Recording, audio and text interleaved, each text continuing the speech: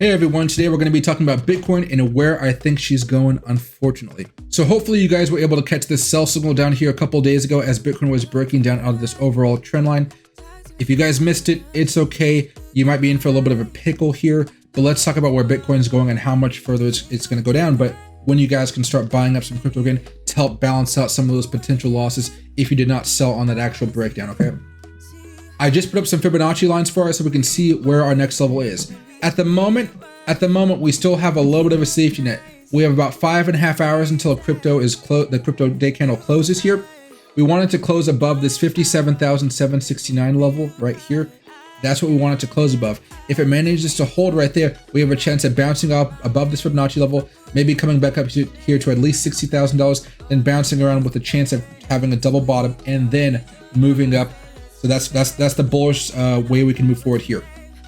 If we close below this line though, then we have a strong possibility of going back down to $55,000, $54,000, or even $53,000, guys. It's not too exciting, I know, but if we do come back down here, this is going to be the next buying level I see at the moment. If we hold right here, you can definitely buy. If you're buying right now in anticipation of us holding and doing a double bottom, just make sure the smaller or medium-sized positions don't go heavy on it just yet because we still have a chance of breaking down here. 54,300, 53,800, that's going to be that level to buy in next time. Now, if we break below this level, we're going to be coming down to $50,000. That's going to be kind of scary, but we have this trend line down here. So this is where you might be looking to take more of a heavier position on crypto.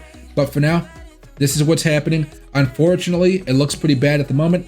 But again, we still have a full 5 hours and 45 minutes before this candle bar closes. A lot can happen in that time, and we could easily just have a double bottom here and start moving in a sideways channel. And then if you would have been buying at these levels, you could have been seeing some great returns. Nice and easy, guys. Don't panic. I stream every single day, so you guys don't panic. This is why I tell you guys when stuff is breaking down here so you can sell here and you guys don't have to worry about all this crap afterwards. All you're doing is waiting to buy back in. Have a great day, everybody. Make sure to subscribe so you guys get more videos like this, and make sure that you guys comment down below any questions that you guys have. I will take some time to answer every single question you guys have. So any questions, let them rip. Thanks.